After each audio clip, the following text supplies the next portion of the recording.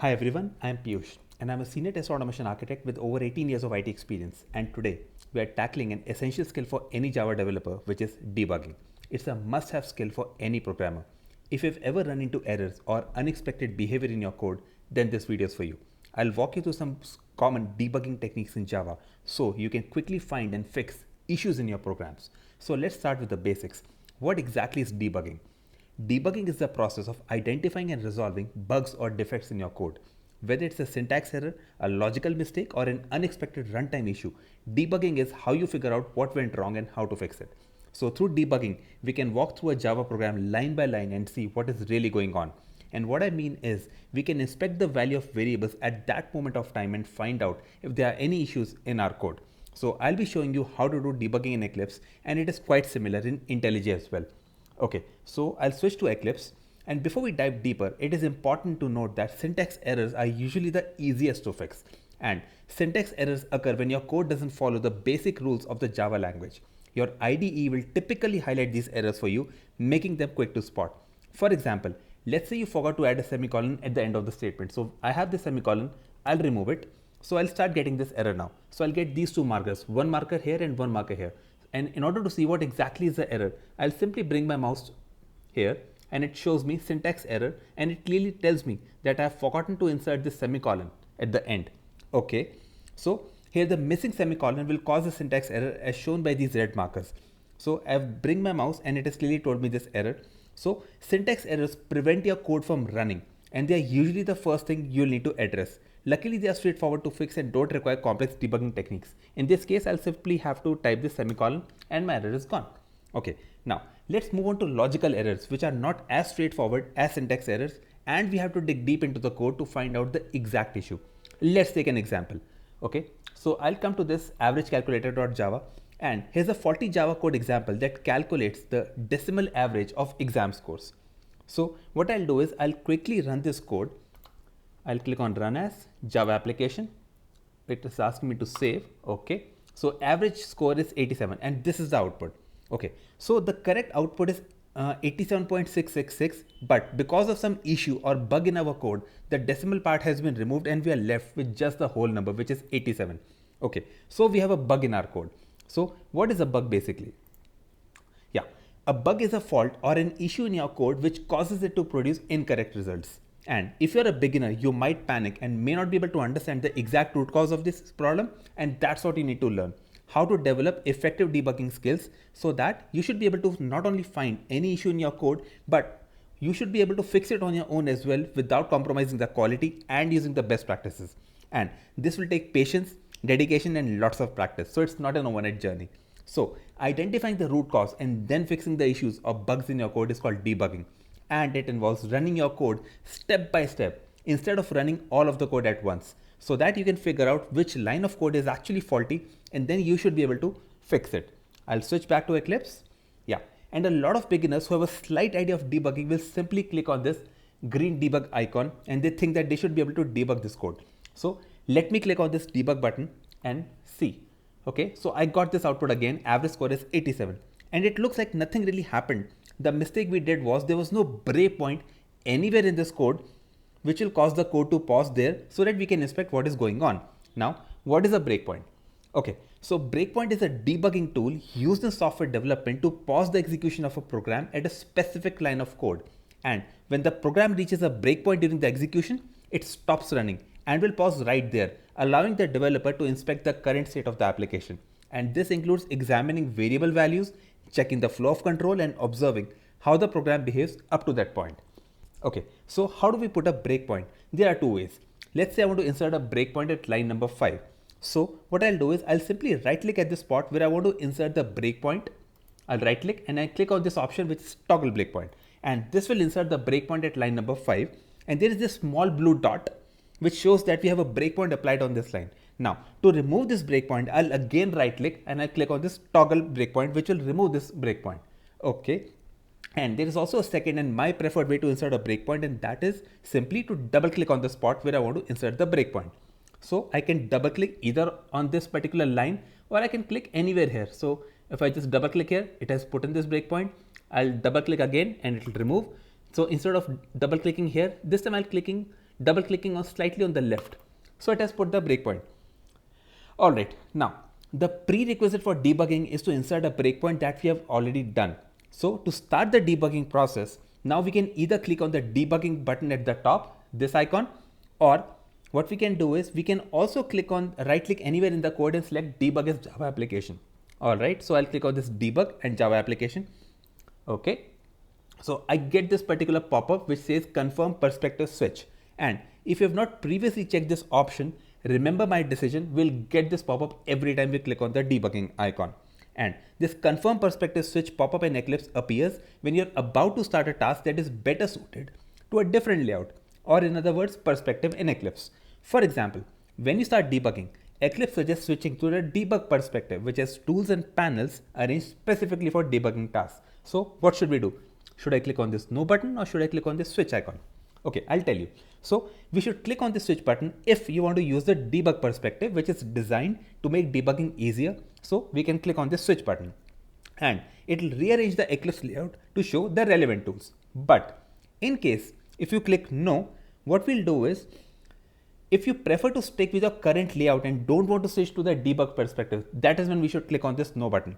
In my case, I'll click on this switch button. Okay. So the very first thing that happens while debugging is that the entire view has changed. The entire Eclipse view has changed. And since I clicked on the switch button, I've told Eclipse to switch from Java to debug perspective. In simple words, I can say it's a different layout which is better suited for debugging. And if you see here, I am in this debug perspective, which is this small bug icon. I can show you. So this is my debug perspective. If you see, it is selected. It's a very small icon. All right. And previously before the debugging, we were in the default Java perspective. And I can even switch it back from debug to Java perspective by simply clicking on this Java icon. So if I bring my mouse here, it shows me Java. If I click, I'm still in debugging mode, but I'm back in Java perspective now. Okay. So what I'll do is I'll simply click on this bug icon again to switch from Java to debug perspective. All right.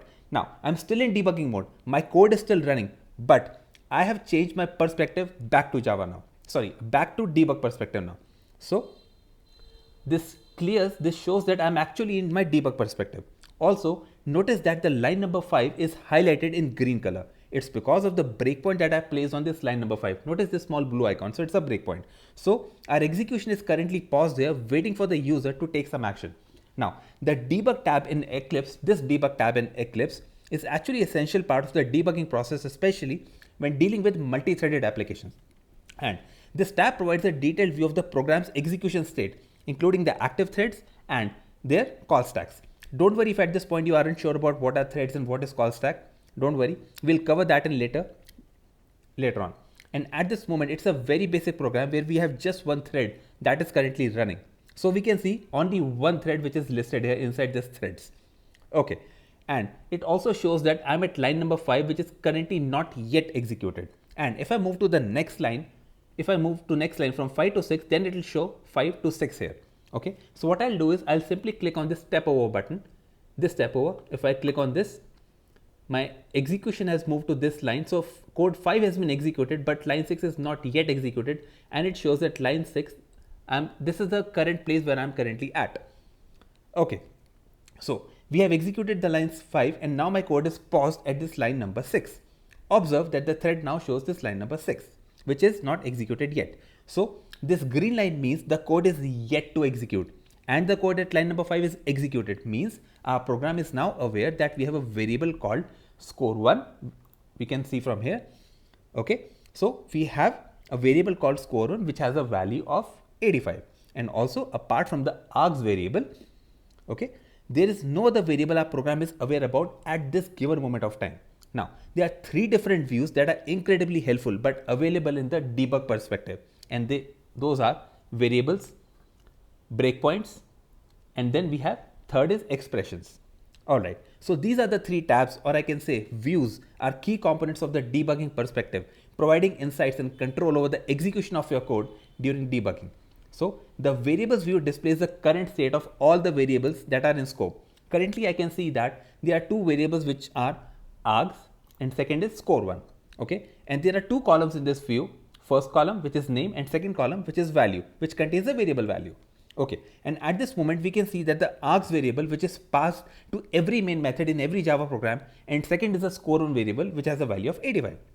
So at this very moment our program knows about just these two variables and it is not aware of any other variable like score2, score3, sum and average. Alright, but in our program we have couple of more variables like I just talked about, score2, score3, sum and average. So until and unless I execute each and every line, my program will not be aware about these variables yet. So what I'll do is I'll click on this step over button, this button, which will execute the current line which is paused, which is line number 6, and then it will get paused again at the next line which is line number 7. So let me click on this. It has executed this line of code and now I'm at line number 7. Alright, so what it did was it moved the green line from here till here and then it gets paused again at the next line. Okay, so what we can see is like now inside the variables tab or variables view, I can see one more entry called score2 variables which has this value of 90. Now I can even add breakpoints during the execution of my code as well. Let me double click on this line number 11. Alright, so this has put a breakpoint here, and if you see this, there is a small blue icon. Alright, okay, it means the breakpoint is now applied or active. So instead of step over, which will execute exactly one line and pause at the next line, what I'll do is if I click on this resume button instead, this button, resume, or I can even click on this F8 button or icon as well on my keyboard, it will execute all the lines in between and the code will now get paused at the next available breakpoint.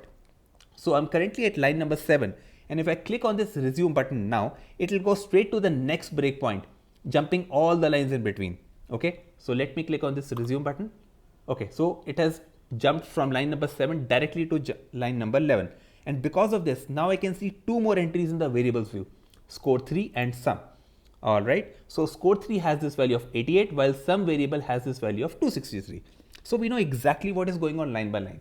So let me click on this step over button once more. I'll click on this. Alright, so this will execute line number 11 and now we are at this particular line. So now we can see even the average variable with a value of 87. So this is the issue with our code, as there is no decimal after 87. And we are expecting a decimal also, which is getting truncated. So using debugging, we have executed our entire code line by line and we have found a fault in our code at this particular line, which is line number 11. We'll come to that later. For now, I'll again click on the step over button and I can see the value of average printed out in the console. Okay, and my code is still running. So let me click on the step over button once more and my program has ended. Okay, and remember, every Java program will start its execution from the main method. Okay, and once it gets executed, the program ends. So the green line is gone. The thread that was visible inside this debug tab, that is no longer visible, and all the buttons like resume, step into, step over, all those buttons are no longer visible. They are actually disabled, and we can also see that the variables view is also empty. Alright, it means debugging has finished. So let me run the code in debug mode again. So I already have the breakpoints applied, so I'll click on this debug button again. Okay, so I can see debugging has started. We have two more views now, breakpoints and expressions. So let me click on this breakpoints tab now. Okay, yeah, so it will show all the breakpoints that I'm currently having in my class. So at this particular moment of time, I can see there are two breakpoints that are applied, one at line number 5 and second is line number 11. As I can also see from here, line number 5, this breakpoint, and line number 11, this breakpoint. Okay, then there is this button, remove all breakpoints. And if I click on it, it will remove all the breakpoints from my code. Okay, so I'll bring my mouse here. Yeah, remove all breakpoints. Let me click on it. And it is asking for this confirmation, and if I click on this remove button, it will remove all the breakpoints. So see, all the breakpoints are gone and there is no blue dot here. Okay, and but my code is still paused, and now if I click on the resume button, it will execute the entire code as there is no breakpoint here. Okay, so I'll click on this resume button. So my code has ended because there was no breakpoint. So I'll add these breakpoints again, line number 5 and line number 11, and I'll click the debug again. Okay, so there is this another button which is called as skip all breakpoints. Again, very important option. What I'll do is I'll click on it. Okay, so we see this different icon here. So what it means is, for some reason, if I want to keep my breakpoints, but I don't want my execution to pause at these particular breakpoints, then I'll use this option which is skip all breakpoints, and the breakpoint icon changes. It means the breakpoint is still there, but it has going to be no effect. And if I click on the resume button now, the entire program executes without any pause. So I'll click on this resume button. So even the breakpoints were there, but it was not having any effect. So I simply got this output as average score 87. All right. So I'll start the debugging icon again, and I see the breakpoints are working again. So for that, I'll click on this icon, which is going to enable my breakpoints again, and I'll start my debugging. So it says my debugging is started. Next, we have this expressions tab. I'll expand it. The expressions tab in Eclipse is a powerful tool for evaluating variables or complex expressions while debugging your code, and it allows you to see the current value of an expression without modifying your code. And inside this tab, I can run any valid Java expression to see its value while my code is executing. For that, I'll click on the green button and I'm going to add a new expression, this one. So I can type the expression whatever I want to evaluate. Suppose if I want to add two numbers, I'll simply type 1 plus 2 and I'll simply hit enter and it will give me output as 3. Pretty cool, right? Yeah, and there's no limit to how many expressions I can add here. I can execute any valid Java expression which should be syntactically correct. Now let me type and add another expression. I'll type sum divided by 3.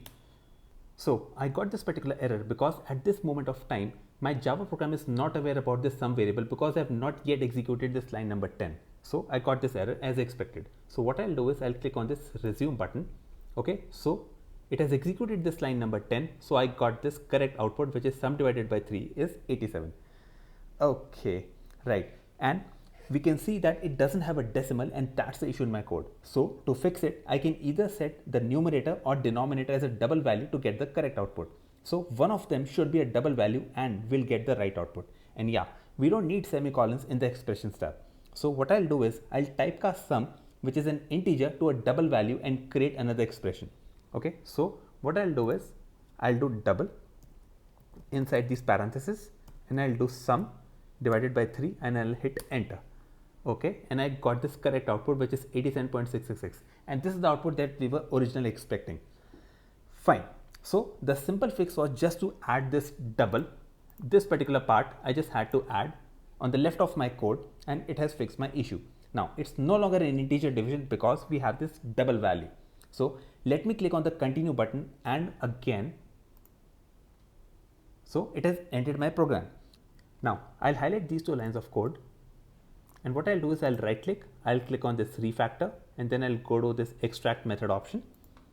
Okay, so I'll see this dialog which says extract method. So what I'm doing is I'm actually creating a method which will have these two lines of code. So let me give the method name as average, and whatever I'm typing here, it is being shown here. All right, so if I click on this OK button, I have created a new method with the help of Eclipse called as average, and I'm calling this method here. Okay, so we have created a new method called average, which is actually taking three scores, score 1, score 2 and score 3, and it is actually returning the average of these three scores from here. Pretty fairly simple. So what I'll do is I'll fix this particular error by converting the sum to a double value before doing this division. So what I'll do, I'll simply do this double. So I'm typecasting my sum to double and I'll have to change this int to double as well. Okay, and I'll have to change this int to double because I'm returning a double value, and here as well. Perfect. So I've saved my code. So actually creating a method was not really required. We could have even fixed our code even without creating this method also, but I wanted to show you one more thing. So I'll click on this debug button again. This time instead of clicking this, I'll go to debug as Java application. So my debugging has started. Okay, I'll click on this resume button, which will execute all these lines. It will jump directly from line number 5 to line number 10. Okay, so it has jumped directly here. Okay, as we have already learned, if I now click on either resume or step over button, it will execute the current line and proceed. But now this is not just a normal line, it is actually a method call. Okay, and execution is currently paused. So my intention is I want to go inside this method and I want to debug line by line. So for this, Eclipse provides something called as step into option, which is used specifically for these methods. So if I just bring my mouse here, there's this option step into. So if this line that is currently paused does not have a method, in that case step into and step over options will do the same thing. Both of them will execute the current line and it will pause at the next line of code. But if our execution is paused at a method, then step into and step over options behave differently. If I click over on the step over button, this button, step over button, the entire method gets executed in one shot and we won't get a chance to see what's really happened inside the method. But in case I want to go inside the method and see what's really going on line by line, then instead of clicking on this step over button, I'll click on this step into. Okay, so I'll click on it. So I just jumped inside this method now. And inside the debug panel on the left, now I can see these two entries. Initially there was just one entry, but now I have two. As per this entry, our code is currently paused at line number 16. Now, if I want to see from where I actually called this particular method, I can click on this entry over here. Okay, yeah. Notice that the color is now light green, and this is the method call that is responsible for calling this average method. Okay, and notice the variables inside the variables view, and these are the okay, I'll click on this variables. Yeah, so these are the three variables, score1, score2 and score3, which are these three variables here. Okay, so click on this new entry inside this thread section again. So I'm back to this particular method now, and I can see these three variables, score1, score2, score3. These are not these variables now. These are these three variables, score1, score2 and score3. These are the local variables inside the scope. And that's because we are currently inside the method and we'll see only the variables which are in the current scope. And the variables outside this method are not available in the scope of this method. Now, I can use either the resume button, step into and step over. Since inside this average method, there is no further method call, both step into and step over will now behave the same. While if we click on the resume button, it will execute all the lines and will stop at the next breakpoint if it is present, or else it will execute the entire program. So there's one more option called as step return. I'll show you. So if I bring my mouse here, this is the step return icon. So what this will do is it will execute the entire method and it will pause the execution at the next line, okay, which is calling this particular method. So if you use this particular option, if you no longer want to debug inside the method and just want to move out of this method, doesn't matter how many lines it has, if I simply click on this step return, it will execute all the lines inside this method and it will jump directly to this line number 10 and continue debugging from here. And since the method is executed, now there's only one entry remaining in the thread section. Also, Eclipse is showing what did the average method returned by this. All right. Yeah, and because of the step return, we are again at the spot which called our average method, which is line number 10. Also, at any moment, if you think you don't want to debug any further and even want to stop the execution of a program, you can click on this terminate icon right at the top, or we can click on this terminate icon inside the console section as well. Okay, let me click on it. So the execution has stopped and we are still in the debug perspective. I'll go to the breakpoints view and I'll click on remove all the breakpoints, which will clear all the breakpoints. Click on the remove. So all my breakpoints are now gone. I'll add a breakpoint at the first line of the average method. So I have just one breakpoint now. So I'll start the debugging again. I'll click on this button. So it has directly jumped to this particular piece of code. So the execution gets paused at the first available breakpoint. Now the beauty of this debug viewer is that not only we can see the current values of all the current variables in scope, but we can even change them. Suppose I want to change the value of scope1 variable inside this function to 100 and see what happens to my average now. So I'll go to this variables tab and simply click on this value button, and now I can change its value, but only during the runtime, and this is not a permanent change. I'll type 100 to update this value from 85 to 100 now, and I'll click on enter. Okay, so inside the function, score1 variable has been manually updated to 100, and if I click on this thread here, okay, so the outer score1 variable still has this value of 85, but so what I'm trying to say is the change what I just did is applicable only inside the average method. So if I click on this entry here, I can see score1 has been 100. So this change is only applicable inside this average method. Now, if I step over 2 times, I see a new average. I'll just do step over. So this is my step over button. I'll click on it twice. 1, 2. So I get this average. The value of average is now 92 because the score1 is now 100. Okay. I can also see the current values of the variables by simply hovering over them instead of directly checking out these values inside the variables tab. So if I'll just bring my mouse to score1, it shows me the current or the updated value, which is 100. Score2 is 90 and score3 is 88. Perfect. And there's even a shortcut for the same. On Windows, it is Control plus Shift plus I, while in Mac, it is even Command plus Shift plus I. I don't even have to hover over. I'll simply double click on this and I'll do Command, Shift and I, and it will show me the current value, which is 100. If I want to see the current value of score3, I'll double click on this and I'll do Command, Shift and I. Okay, and it is showing me the current value, which is 88. Same value that I can see here. Now, if I just hover over my mouse over the sum variable, it shows the current value, which is 263. Now, if I want to make some changes, for example, if I want to edit the sum, I can either change it in variables view by clicking the value and updating it, or if I don't want to update the value but just want to see what will be the value if I say add 100 to it. So I can do sum plus 100, which gives me 363. For that, I'll do expressions. I'll come here, I'll do sum plus 100, which is 363. So original sum is not updated. It is still the same, which is 263. And yeah, in this case, the sum variable stays unchanged as I just mentioned. So let me click on this terminate button to stop my program. Notice that the expressions stay inside the expressions view even after the program is over, but there won't be any value as the program is not running. So this values is completely empty. And finally, we have something called as conditional breakpoints. For a very long time, I wasn't even aware of this feature. So adding a conditional breakpoint in Eclipse allows you to pause the execution of a program only when certain conditions are met. And this can be incredibly useful when you want to debug specific scenarios without stopping the program every time it reaches the breakpoint. So here is another class which has a simple for loop. Okay, now if I want to debug this particular code, I'll simply add a breakpoint by double clicking on this line, which is line number 6. All right, so I'll click on the breakpoints view. Okay, it will show the breakpoints that I've added in all the files inside this project. So one breakpoint is inside this particular file and second breakpoint is inside this particular file. Now I'll debug this code. I'll simply click on right click, debug as Java application. Okay, so my execution is now paused and I can click on the resume button couple of times. Okay, so I'll click on this resume button. It has entered this number, resume again. So it is just executing the code line by line. Okay, yeah. Now for each for loop iteration, it is okay. But suppose if I want to debug my code only for a particular iteration. So currently this loop will run only 10 times as I've started my iteration from 0 till 10. But if my for loop, let's say if I want to run it for 100 times or maybe even want to run for 1000 times, then it would have been a huge pain to click on this resume button even 100 times or to reach somewhere maybe in the 950th iteration. So here is a solution, conditional breakpoints. For that, I'll simply right click on my breakpoint here and I'll click on this option which is breakpoint properties. So I'll see this particular dialog which is properties for conditional breakpoints. Okay, here I'll select this particular checkbox which is conditional. Now I have to enter a Boolean condition in this text area here.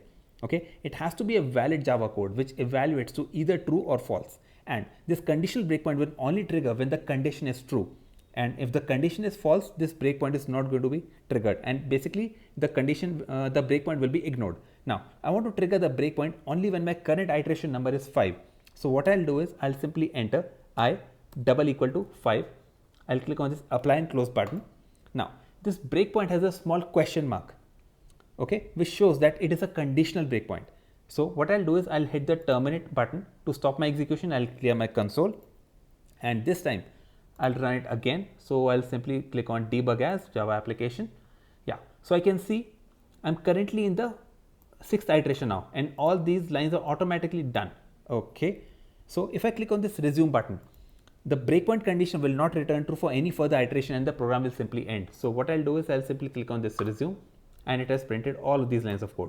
So this breakpoint triggered only for one iteration, which is iteration number 6 when I is actually equal to 5. Okay, so this is about conditional breakpoints. So that's it for this particular video. In case you haven't checked out my earlier videos, I would recommend you to watch them as all these videos are structured and it's a full-fledged Java course from scratch. And all these videos also come with detailed notes which you can refer to refresh on the topics, and I'm sure you'll love them and feel free to download them. Here's a Java playlist that I'll recommend you to access and bookmark it in your browser for easy access. And I hope you have liked this video. Please like it if you found it valuable. It gives me happiness to see that people are getting value from my effort. Also, this actually helps this video to rank higher as per the YouTube algorithm, and consider subscribing for more technical content. And if you're liking my teaching style, please do share it on LinkedIn or with your friends, and stay tuned and happy learning. Piyush Gupta, your virtual coach, signing off.